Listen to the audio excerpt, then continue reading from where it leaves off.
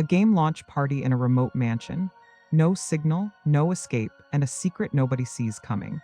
What begins as a celebration turns into a deadly nightmare, where friendships shatter, blood is spilled, and a horrifying truth is revealed under the full moon. This is not just a party, it's a death sentence. Let's break down the chilling horror thriller where a werewolf walks among them, and no one is safe. August, a shy, nerdy game developer, arrives at the launch party of Wolfmoon, the game he built with his friend Brian. The party is packed with guests, all gathered at Brian's private mansion to celebrate the release. Among them is Cheyenne, August's online girlfriend. It's the first time they're meeting in person, and things immediately get awkward.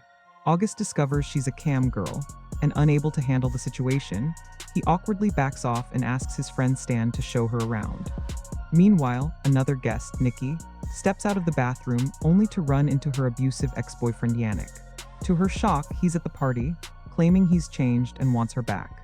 Against her better judgment, she asks him to change his clothes before they talk again and waits outside.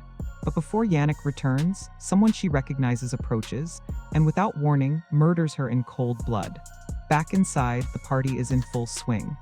Brian is giving a presentation with Remy, the event organizer. But out of nowhere, a priest crashes the stage, accusing Brian of stealing land that rightfully belongs to his family. Trying to cover up the scene, Brian lies to the crowd, saying it's just part of the game's theatrical reveal. To add fuel to the fire, a reporter named Melanie, who also happens to be Brian's former fling, grills him publicly about an ongoing lawsuit regarding the theft of the game's original concept. Enraged, Brian lashes out, claiming she's only bitter because of their past relationship. The tension simmers, and guests begin to scatter. Outside, a girl whom August had coldly brushed off earlier steps into the night, only to be ripped apart by something monstrous. A real werewolf. Meanwhile, Stan is still giving Cheyenne a tour when he leads her into a hidden surveillance room in the house. From here, they can see every room through the security cameras. August joins them, apologizes to Cheyenne, and asks Stan to give them privacy. Their conversation is cut short as the danger outside creeps closer. Melanie, furious with Brian, scratches his car and sneaks underneath to cut the fuel line. While she's under the car, Richard, her trainer, is attacked and killed by the werewolf. Melanie, hidden underneath, survives.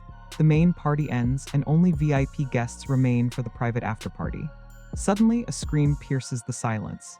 Everyone rushes out and finds Yannick crying over Nikki's mutilated body. Given their past, everyone assumes he's the killer. He's tied to a chair, and panic starts to spread. August, Stan, Cheyenne, and Melanie decide to leave to find help, as there's no signal in the area. On their way to higher ground, a large rock crashes into their car. They crash. When they wake up, Melanie is dead, torn apart. The werewolf has struck again. Back at the house, power fails and chaos erupts. Veronica is attacked and loses both her eyes. When August and the others return, they find everyone shaken and Brian missing. Suspecting him to be behind the killings, August and Cheyenne head to confront him, only to find him already dead. Remy, meanwhile, disappears into the night, followed by Natasha. She finds him, and moments later, she's slaughtered. Remy drags Yannick's tied-up body into the room again and demands justice. He hands Veronica a knife, urging her to kill Yannick. As she moves forward, Cheyenne shoots Veronica, fearing she's about to kill an innocent man. Betty, Veronica's sister, grabs a gun in rage, but before she can shoot, Stan knocks it from her hand. The gun fires, hitting Remy. He drops to the floor. Everyone thinks he's dead, but then he rises. Remy reveals his monstrous truth: he is the werewolf. He gives the remaining survivors a chance to run, and then the real bloodbath begins. Luke is hunted down and killed. Inside the mansion, Betty, overwhelmed with grief and rage, grabs a pistol and a bomb. She faces off with the werewolf. Her bullets do nothing, but just as he leaps toward her, she detonates the explosive. Betty dies. The werewolf is left severely wounded. It dies moments after. Just then they were standing there. The priest comes from behind of Stan and takes out his heart and kills him. Priest is also werewolf. Both August and Cheyenne run inside the room. Desperate to stop the creature for good, they remember Brian's silver bullet necklace. August hands it to Cheyenne, planning to distract the werewolf while she retrieves the gun outside. August buys her time. The werewolf turns on Cheyenne just as she loads the weapon. But before it can reach her, August attacks it. He's bitten hard. Cheyenne fires. The werewolf drops. August falls. As Cheyenne rushes to his side, the werewolf shifts back to its human form. but with its last breath, it lashes out, delivering a fatal blow to Cheyenne. August carries her, running for help, but it's too late. She dies in his arms. And now August, the only one left alive, is slowly transforming into the very monster he tried to destroy. One night, a dozen bodies. And one survivor with a deadly curse. Wolfmoon isn't just a horror story. It's a brutal tale of trust broken, love lost, and monsters hidden behind familiar faces.